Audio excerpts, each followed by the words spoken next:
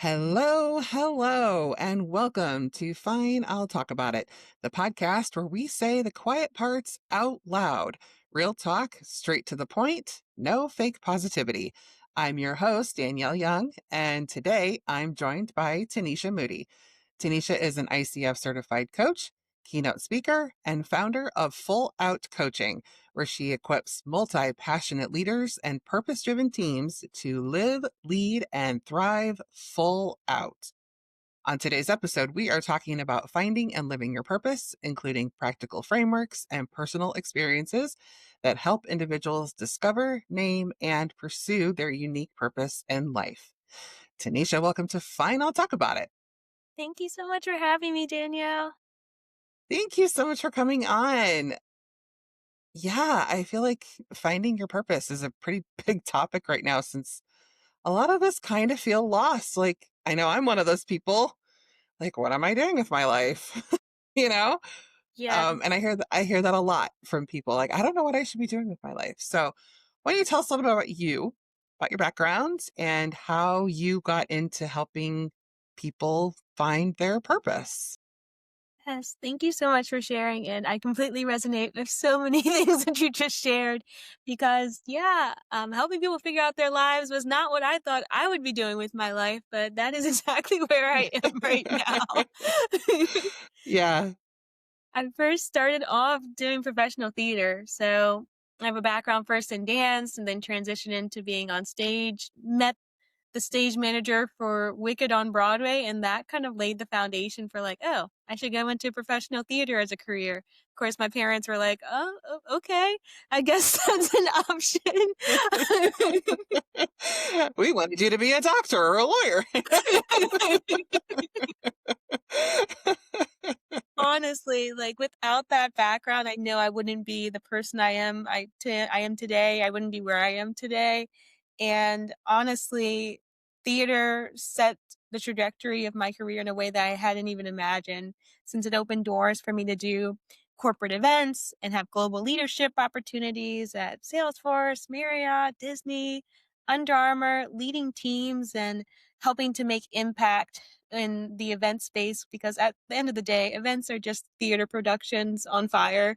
Is kind of yeah. how I like to describe them. Perfect. Yeah. So interesting. But I would say honestly, that path, that career path really illuminated that the favorite thing about all of those experiences were helping develop people. I was building teams. I was helping my direct reports and skip reports figure out what was important to them, navigate challenges, accomplish their goals. And that was really what lit me up when it came to my professional roles.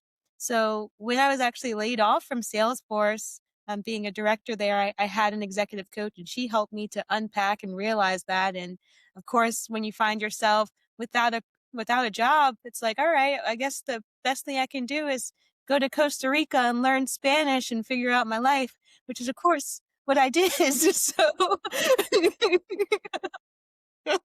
Not a lot of people would go that route, but that's cool. again, my parents were like, I guess this is where we are. but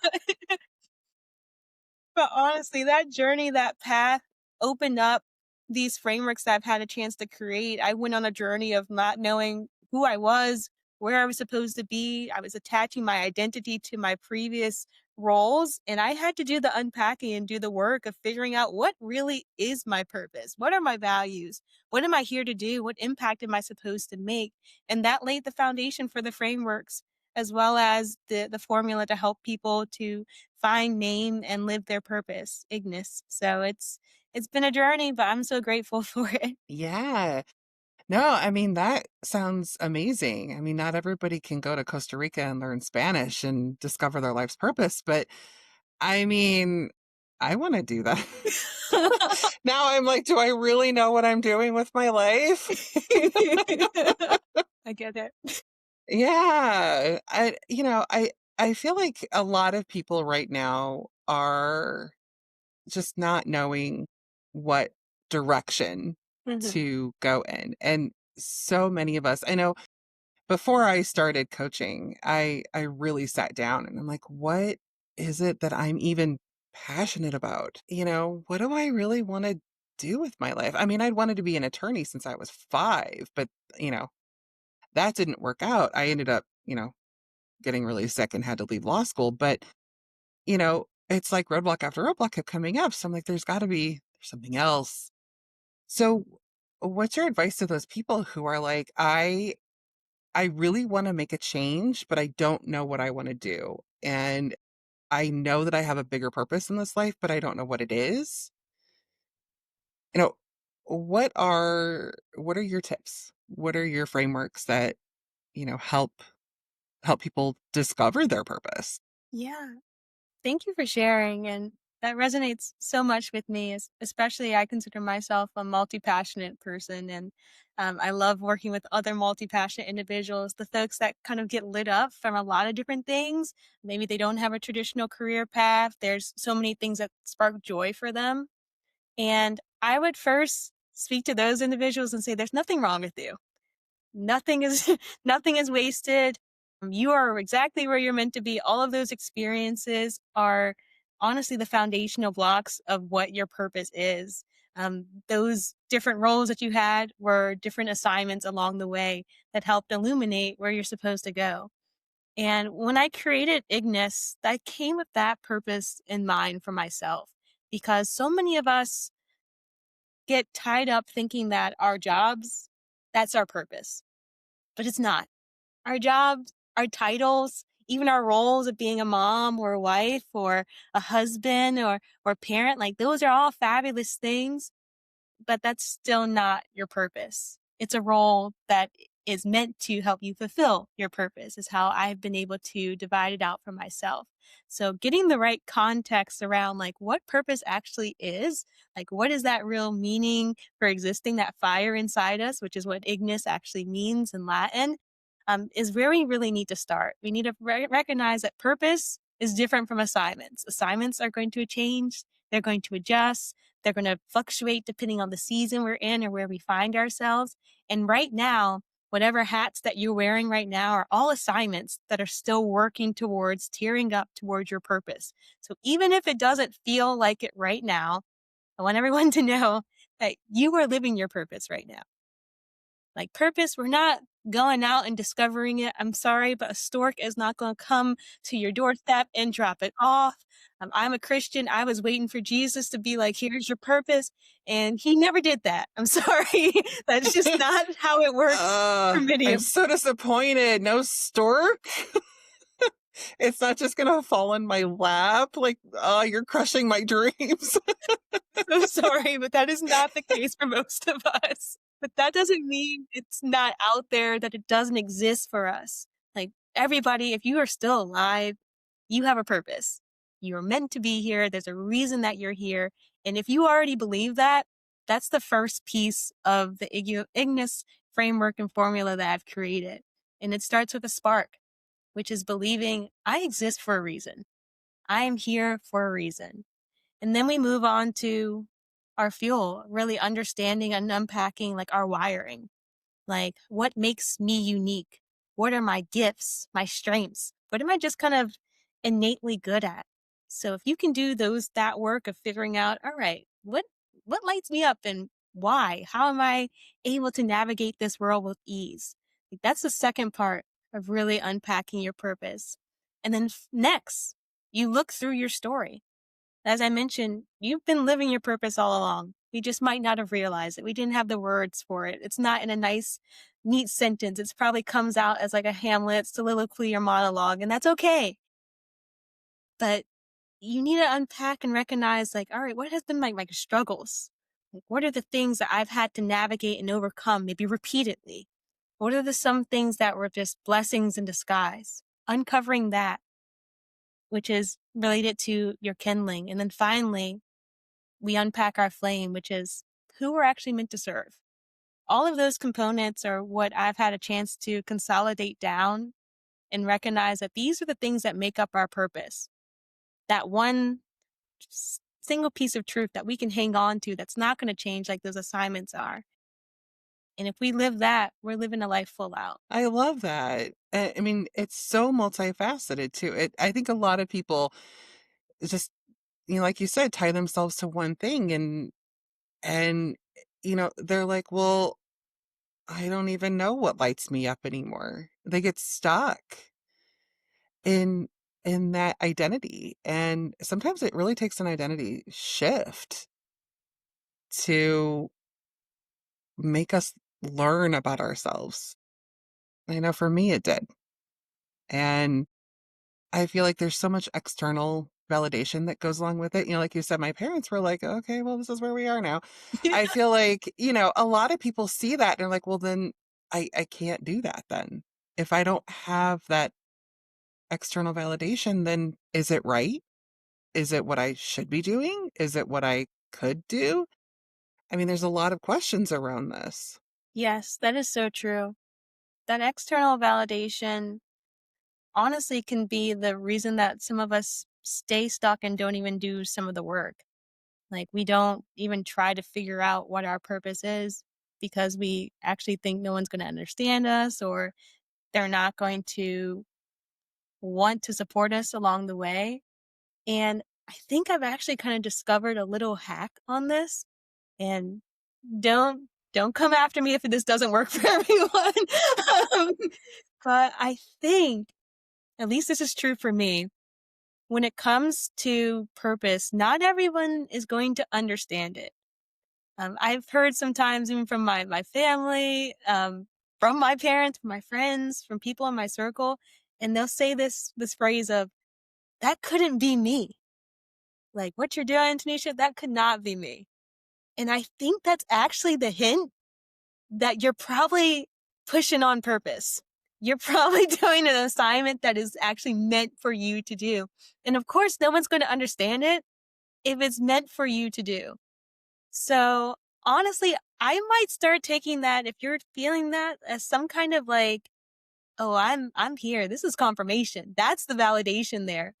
I know it's reverse. I know it's a little convoluted, but thinking through that, oh, somebody didn't understand it. Someone's not supporting it. Let me explore this a little bit more. Let me be a little bit curious about it and see if this purpose, these assignments, if they align with my gifts, if they align with the things that light me up, if they align with the people that I want to help. If those things are checked, I say go for it. Like, they're giving you permission to do it when they say that couldn't be me. Mm, I love that. Yeah. I mean, we can't control what other people think, and other people don't live in your body and in your mind. So, they can't control what you do or what you don't do, you know, and if you want to do it, do it. What if I know, and I'm speaking for myself here too, when I did not know that certain things I possessed were gifts and I saw them as not burdens, but issues or problems that I had to overcome or, certain circumstances that I wasn't proud of. What advice for those people? If I'm like, I don't have any gifts. I don't have any I've just been through a bunch of, crap in my life. How do we identify a gift? I love this question because I felt that as well. And there's a lot of different approaches that I've recognized for myself, that I've seen my clients do, and for the early readers that have gone through the Ignis framework ebook already, where you actually do discover your gifts. What I have discovered is that, yes, everybody has a gift, at least one, but usually more than one, I promise you. And throughout the ebook, there are a lot of questions posed at, like, what comes naturally to you? What have others maybe complimented you on? So there's a lot of soul searching that we can do to uncover our gifts, is what this framework has helped other people do. In addition, I encourage people to actually get some external information, gather some data and feedback from others, whether that's a boss, a coworker, as well as those friends and family members that know you. They probably recognize some gifts that you don't. I know for myself, when I decided that I was going to pursue coaching, that I was going to get my certification, I remember sitting with one of my friends who also was laid off from Salesforce. And she was like, yeah, coaching sounds great for you. Like, I always feel a sense of calm and peace with you. Like, you can always tell that you're actively listening to me. And I hadn't realized any of those were gifts for me. Like, I love talking. So I had Yeah. no idea that I was actually good at listening too. So, but even as I look back on my youth, like, I was always curious as well. And that's something that I've recognized is a gift, this innate curiosity that I have. So as we ask other people, sometimes other pockets of gifts come up in that moment. We might have to go backwards. We might have to spend some time with our younger self and like uncover what was that person, that version of ourselves good at. And that helps to kind of uncover some gifts too. And then on the piece in terms of like the frustrating, the hard, the struggles, which all relates to that kindling piece, which are, I like to call it the key stories, the formative stories, those highs and those lows and the patterns that come up, that can be a little challenging and honestly a little triggering sometimes, depending on what some of us have gone through. I know for myself, something that I noticed as a pattern was navigating rejections. Like, there Mm. has been so much rejection throughout my life. And even, of course, like applying for jobs and dating. And of course, I've been on the receiving end and also on the giving end side of it too. And of course, being in the performing arts, rejection was as a standard thing. Being an entrepreneur, I don't think I've experienced so much rejection, like the cold emails, all of these things. So I noticed Mhm. that this was a pattern for me. And no one likes rejection.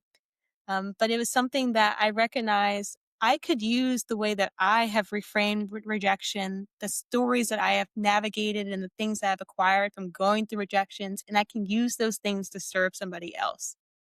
So that's what we're also looking for. How in those troubling situations throughout our lives, what can we kind of glean from it, those learnings that could potentially help somebody else not go through that, or if they are going through it, can help them get through it a little bit more efficiently. Mm. Wow, yeah, that's really good advice. I mean, I've read a lot when it comes to, finding purpose and, the steps that it takes. But it's interesting. It's like one thing to read it and then one thing to hear it explained because not everybody can understand that, our perceived weaknesses are also probably our superpowers. 100%. Yeah. And I think a lot of it goes down to I I know for me, I was afraid to find my quote purpose because it's like, okay, well then what comes next? Mm, If I've already found my life's purpose, then what? Is that it for me? Is it a dead end? Like, do I just do that for the rest of my life? Like, I'm 46, I've got hopefully another 40 years to go, but you know, what then? goodness, yes. Thank you so much for sharing that because I think that's what makes at least how I've started viewing purpose so exciting is that the living the purpose, like we found it, we can name it. It's a nice short sentence, which is what, Ignis helps you do. But that living piece of it, that's where it gets really fun and exciting. And that's why I feel like it's so important to separate purpose and assignments. Because if we have this whole beautiful umbrella of purpose that we know, all right, this is how I have to use my gifts. These are the stories and the things that I went through. And now I get to serve this group of people. We have that nice and succinct and nice sentence. Now we have this honestly, it's kind of like a book title, if you want to think of it that way. We have this book title, and now we have all these different chapters and subchapters and all these different ways that we can fulfill this purpose. That's where the assignments get to come in. Because when you look at your purpose, there's probably so many different ways that you can probably fulfill your purpose. Right now, maybe it's as a coach or as a writer or as a speaker. Right now, it might be as a mom or as a dad, it might be as a daughter or a son. But some of those roles are going to change and fluctuate. But that doesn't mean your purpose disappears. That just means the assignment is changing at this point. So now it's like, all right, I know that I'm meant to serve these people. I'm supposed to use these gifts. How can I do that right now where I am in this job that I hate? How can I fulfill my purpose right now? What assignment can I take on in this role to help me further my purpose alone? Oh, this family, like it doesn't feel as welcoming. I'm not always happy here. All right, well, what assignment in that family can you take on to help fulfill your purpose? That's what makes it so exciting. Because there's no limitations really in terms of what your assignment can look like. If you're super clear on your gifts, how your story fits in and how it serves other people and who you're meant to serve, it's clear that like I can fulfill my purpose when I'm 102, because I hope I get a whole bunch more years too, Danielle, coming out, and I can be there. And I don't want to work all my life, but I still know I'm going to be living with purpose. So I want to be able to be 103, however old I am, still fulfilling my purpose, still walking in an assignment in that moment. And it might not be making any money, but it's still serving the people that I'm meant to serve while I'm using my gifts at the same time. Oh, I can't wait. I have no idea even what they might look like what the different assignments might be. Like, oh, there could be so many different fun ones that come up that hadn't even considered before that still help me to fulfill my purpose. Yeah. It is kind of exciting to think about, you know. I mean, as this business, you know, I don't know what the future holds for me, but it's like, you know, you just kind of take, you know, one day at a time. And I feel like things do present themselves to you. And I feel like the things that you want to do or that fit your purpose are, you know, drawn to you as well. And they sort of show up. And I don't know who said this, but um really good advice that I started taking was it's either a hell yes or it's a hell no. Mhm. And if it's not a hell yes, it's a hell no. Right. And so many things in my life, I'm like, do I really want to do that for no, that's a hell no for me. But then I feel like sometimes, like as I'm getting older, like those things change. And things I said hell no to before, I'm like, maybe this could work. But it's not purpose, right? It's the assignments, is what you're saying. Like the Mhm. assignments change, but purpose is still sort of like this umbrella, if I'm understanding this correctly. Yep, you're understanding it perfectly. And I love how you put that into perspective too, because I think that gives us like permission to say no to the things that don't align with our purpose. Like we don't have to take on every single assignment. And Yeah. as I was doing this work and I was creating this framework, I reached out to a couple people and I got a little bit of pushback in terms of the who piece of it, which relates to, if you're looking at the framework, this is the flame piece of it, like who you're meant to serve, who you're meant to light up. And people were like, I want to serve and help everybody. I'm like, well, that's great. I do too. Like, I mean, I'm Christian, love God, love people. Like, I want to do that. But Yeah. we can't do that. We can't take on every assignment. And you're going to resonate with certain people and you're not going to resonate with others. Like you're not going to be everyone's cup of tea. And sometimes someone needs someone that maybe has gone through the same struggles that you have gone through or needs your gift in a unique way. And when you're able to kind of narrow down as broadly as you want to that bucket of people who you're meant to serve, that makes it a little bit easier too to feel like, okay, this assignment is for me and this one's okay to say no. And the beautiful thing about all of this though is if everyone is living their purpose full out, they are navigating it, serving the people that they're meant to serve, not everybody, but their groups of people, that causes a ripple effect. So your people might end up serving these people. And the next thing you know, you did end up helping everybody if you really think about it. But that comes from giving ourselves permission to say no to some assignments and to take the ones that actually are for us that help us fulfill our purpose. Yeah. And I feel like it's hard to say no though. It's Hmm. because those of us who are multi-passionate, we want to try everything. And And that's where burnout comes from is, we just want to do and do and try. And, we want all our hands in all the cookie jars. So it's like, how do we pick? And I don't know about you, but for me, it was like, what feels the most aligned right now in this moment? Yeah. And I feel like some people miss that. They think more logically than they do with feeling. And it's more of like this willingness to please more than this willingness to serve. And I don't know if you've seen that with the people that you've worked with, but I know for me, a lot of my stuff came up from, okay, well, if I do this, then these people will like me instead of, well, if I do this, I'll like me. Mhm. And when you go out of alignment with yourself, so much of you can get lost in not living your purpose and said what we're just living in an assignment, right? That is so true, and that resonates so much because that's I feel a lot of people are. They're living in an assignment that was potentially placed on them, um, that feels like now that's not just my purpose, but it's also my identity, it's who I am, it's what I value, and there's just this whole cascade of really living a life that is maybe for your parents if they wanted you to be a doctor, and now that doctor is like your identity and what you value and how you make every single decision. That's an assignment that you're living as your purpose, and that's not what we're created to do here. And not discrediting anybody that feels very strongly for their roles and their jobs, but, what happens when that goes away?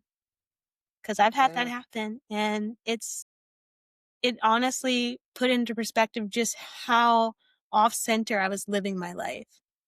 Um, I do feel like now having the clarity on my purpose has built a structure of alignment that allows me to say yes to things that are for me and no to things that aren't. But it also is just one leg of it. And this is actually where my clear method framework, which is all about how I actually kind of coach from, um, that's where all of that kind of plays a role. And clear stands for to clarify your purpose, to live your values, embody your identity, align with courage, and then ripple your impact. So when I'm talking about Ignis, that all relates to clarify your purpose. And aligning with courage is when you're navigating like fear and rejection. So I use this as something that I needed to do because I needed to understand who I was at my core. I need to understand my purpose. I also need to understand my values so I knew the guardrails that I had to navigate life. So it's a lot of different pieces that come together to make that alignment clear. And that purpose piece is really just one leg of it. I know for myself, it was challenging to recognize what was really most important to me when I was building my life on the career that I thought I was meant to have, that was more like something flashy to show for my friends and my family and such. My values weren't present in that. My identity was wrapped up in a role. Like that is not a place that I want to go back to. And it's definitely a place that if someone's already there, I want to serve them and help them to get out of it so that they can live their life full out and make the impact that they're supposed to make. Yeah. I love that. And two, stripping away that identity that you have like wrapped yourself up in can be so scary. I mean, especially if you've lived it for so long. Some people are addicted to that identity Hmm. and they hold on to it so tight like, no, I can't be anyone or anything else. This is who I am at my core. I've heard this a lot. Like, this is who I am at my core. And it's like, is it really? Like, what are you really holding on to? Are you holding on to an expectation? But it's getting rid of that identity that, I mean, that can really create identity problems. Yes, 100%.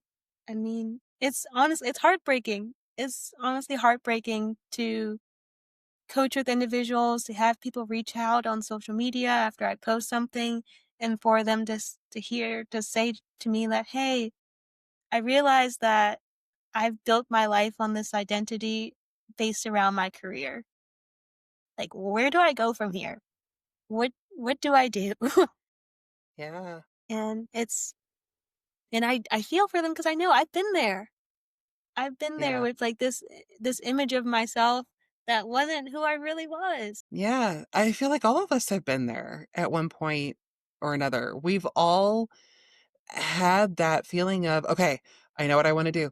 This is what I want to do. This is who I'm going to be, and no one's going to stop me. And then you get smacked upside the head and you're like, okay, uh, what just happened? And, now you're left with, okay, that's not going to work anymore. Mhm. Now where do I go? What do I do? And that whole identity shift can be really tough navigating that, especially if it's tied into what your family wanted for you.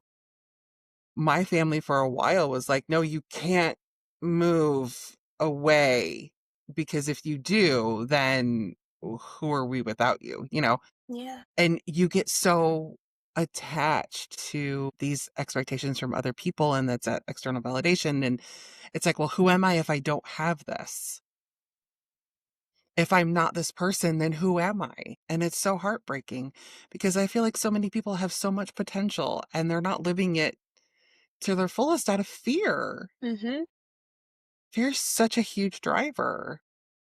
Fear out of the driver's seat. This is, not the HOV lane. You don't have to have fear as your, passenger. It could be just you. Right. Yes. Yeah, that really resonates. I know so the A in the clear method is aligned with courage, and that first came about for myself because I recognized that rejection and fear of rejection were really it was holding me back. It was preventing me from actually moving forward and being the type of person I felt like I was supposed to be, especially after unpacking like who I am at my core and my identity and my purpose and my values. And now I have all these things. And then fear and rejection are just sitting there like, okay, so what? Like you're not gonna do anything. So Yeah. oh my goodness.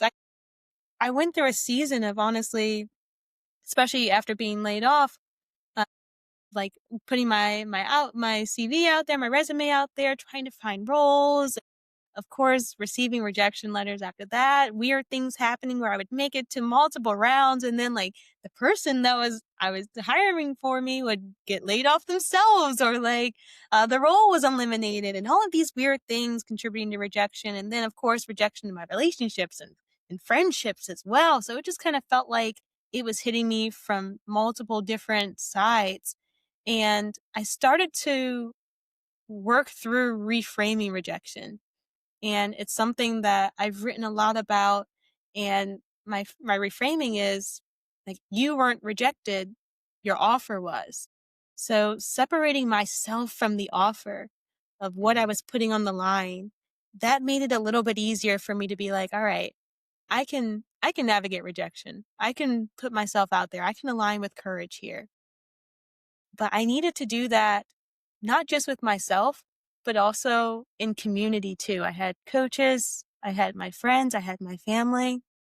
And the same thing I'm recognizing is true for fear too. Sometimes it's easier to do something afraid when you have some backup there. And that might just be like, let me text my friend. I'm about to do a scary thing. And they're like, yeah, do it. Or like, Yeah. oh, friend, I just got rejected today. Yeah, that's awesome. You needed that. No, good job. Like putting yourself out there. And I feel like fear, rejection are things that we can navigate around, but we need some support sometimes. And that's okay. Yeah. And it's hard to ask for that Hmm. support and that help. And the thing that helps me with rejection is I always tell my clients this. Rejection is protection. Mm, Rejection is redirection. It means that thing is not for you. It means that there's something else out there that's better for you. And that's how I started dealing with rejection. And I know I'll post videos on social media and I'll get like nasty comments and I'm like, yes, they're helping my algorithm. Yes. Someone saw it. Yay. I mean, it's like if we throw a party for every time someone says something negative about us, it's like, cool. My message is still getting out there. Mhm. Someone at least saw it. I published a book earlier this year and I'm like, "Oh my god, I'm going to get so many one-star reviews." I just know. And a friend of mine was like, "So what does it mean if you get a one-star review?" And I'm like, "That my book sucks." And they're like, "No, that one person didn't like it, but they read it." Yeah. Woo! And I'm like, "That's true." And they bought it. Not only did I get paid for that negative review, but it's a review and it's helping people find the book. So Mhm. it's about finding interesting and innovative ways that feel good about celebrating. Celebrate the negative. And I realize not everything negative can be celebrated, but stuff like that, it's like I tell my husband, because my husband, he went through a 9 rounds of interviews and then ended up not getting the job. And he's like, "Why do I do this? Like, why do I put myself through this?" And I'm like, "Well, think about it. You're gaining skills. Mhm. You're getting in front of people, and it just means that this job wasn't for you. There's something better, but you needed to go through this because maybe there's a learning lesson out of it." Yes. And there was. They contacted him like 2 years later and they were like, "Oh, hey, yeah, you interviewed with us." And he is like, "I got to tell them no." So, I mean, it's like, let's just find little ways to get over that. Rejection isn't a negative thing. It just tells you that that's not the thing for you. Yes. So true. It's information, it's data, Yeah. and I feel that honestly, the more that we put our offers on the line, the more we get to learn, we get to grow from that. We get to uncover more of those little ways that we can navigate rejection. Like, oh, I got like my 1,000th rejection on this, and it didn't take as long for me to bounce back and put the next offer on the line. That's learning. That's Yeah. some resilience. That's practice so that you are able to be efficient when it comes to putting these offers. And maybe there's some feedback um, that comes with that, or at least like it's an answer. You're not ghosted. There's no uncertainty. Like there are gifts that are built into rejection. And to your point about that's what life is sometimes about is finding these little ways that we can reframe, see things from a different perspective to help us navigate and live our lives, but also to help other people too. Because somebody might need to hear that, you know, that rejection um is redirectional. I usually don't say that personally because I actually feel like we always need the rejection probably. We probably need that no to get to somewhere else. And it doesn't like discredit like our past work and the things that we put out there. Like it's more kind of fuel for our growth too. So you never know like what that experience might lead to for somebody else. So I love the opportunity to find different ways to see things from different perspectives, to help my clients see things from different perspectives. And you never know the ripple effects that might have. Yeah. Yeah, very true. With the whole rejection piece of it, it's just forming new relationships with with things that happen to us in the world. I mean, we're all humans having a human experience, and things are going to happen that aren't going to be all rainbows and roses. And it's just finding a way to form new relationships with that don't destroy your mental health, your identity, that don't that you don't take on as a defining trait about yourself. And I love what you said. It's like they're not rejecting me, they're just rejecting my offer. And so it's so easy to take that on though, personally. Mhm. It's so easy to say, well, they're just rejecting me. They don't like me. There's something wrong with me. Right. It's so sad that we that's the first thing that we go to 99% of the time is taking it personally. Yeah. Yes.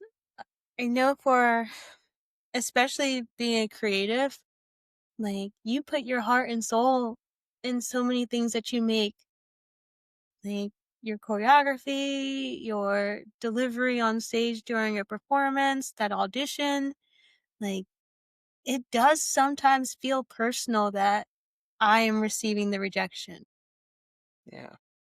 And I've written about this a lot, and even for, like, some of the even heavier rejections than that, when it seems like, especially because some of my friends are a part of the LGBTQIA+ community, and, when they've come out, and sometimes it feels like, their family has rejected them. Yeah. And when I was writing, about a lot of these things, I approached them, and, of course, there was some pushback and some fun conversations and discussion about them, and I challenged them and I said, "Were they really rejecting you, or were they rejecting, your companionship? You your offer of being a part of the family?" Like, I it's something challenging to deal with, especially because it does feel like I'm personally being rejected. Yeah. And I know for myself and some of the writing that I've done, because I've experienced some painful rejections too that felt personal. The only way that we can kind of move forward from that is to recognize that they rejected our offer. It's not a reflection of who I am at my core, my identity, my value. All of that is separate from the offer that I put on the line. And that takes first recognizing who you are. If your identity is, I am a straight woman, or I am a black person, all those things, which, yes, of course, contribute to like who you are at your core and how you show up in the world. If that is the only stake that your identity is on, if you haven't done the work of understanding who you are at your core, then yes, it is going to feel like a personal rejection. Mm. Yeah. So the moral of this story is you have to do the work.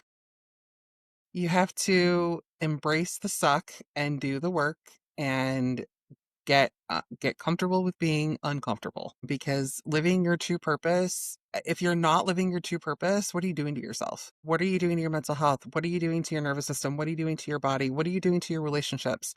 What are you doing to your future relationships? And I'm not just talking about partnerships. I'm talking like friends, family. What are you contributing if you are not living authentically? And I know that word gets thrown around a lot, but it's true. If you're not living your true purpose, you are out of alignment with yourself. And that is who you're projecting into the world. So we have to do the work. It's imperative that we do the work. So, what does it mean to live full out? I think the best part about living full out is that it looks different for every person. Like, if you are living your life according to your purpose, according to your values, you know who you are at your core, your identity. You are navigating those scary things such as fear and rejection, and you're rippling your impact, making a positive contribution on the world. However that looks to you personally, that's living full out. I know being a dancer, like, we would be in dance class, and sometimes our instructor would be like, "All right, you can mark it this time. You can just kinda go through the motions, just get to the spot. Your arm doesn't have to be all the way up. Your leg can be at 45 instead of 90 degrees." That was marking it. But living full out means you were doing performance quality, like, ready for a stage, like, if an audience was there, you were showing your emotion, everything was big and grand, and you were giving it your all. So when it comes to living full out, that's how you want to live. You don't want to market. You want to do it as if this is the only time that you're going to have a chance to live, because I don't know if you've heard this or not. It really is the only time you're going to have a chance to do this life. So why not Yeah. go full out with it? Do the work and live the life that you're meant to live. Serve the people that you're meant to serve, and leave that impacting legacy that you're meant to. That's living full out. Mm, I love it. I love it. Live full out. Do whatever you need to do. Small steps start today. Live full out so you can be who you are meant to be in this world because the world needs your true self. We all need our true selves. Thank you, Tanesha, so much. If someone wants to work with you and live full out, how can they find you? Yes, thank you so much for having me. This has been so fun and exciting. Yeah. I am on social media. You can find me at Tanesha L Moody, also TaneshaLMoody.com too. My Ignis book is available on there for anyone that is looking to find, name, and live your purpose. It's been a resource that has been super helpful for myself, my clients, and a lot of the early readers that I've had the chance to provide it to. And I hope that it helps other people get a little bit of clarity, start doing the work. Because as you said, if you don't do the work, it's impossible to live full out. Yeah. Yes, it is. Unfortunately, there's no easy path to living full out. I wish there was. I wish it was like, okay, snap my fingers. I'm cool now. But Yeah, no, life just doesn't work that way. no. Well, this has been great. Thank you so much for coming on. Listening to this, please go check out the book, and I will put all of the links in the show notes here. So sure to go there. And thanks for hanging out with us on Fine, I'll Talk About It. If today's episode got you thinking, hit follow or subscribe so you don't miss what's next. And if you want more real talk, more perspective shifts, and more finally someone said it moments, leave a quick review. It helps other people find the show. You can connect with me on Instagram at Inspired Action Wellness or my website, inspiredactionwellness.com, for more conversations like this. And I will see you in the next episode.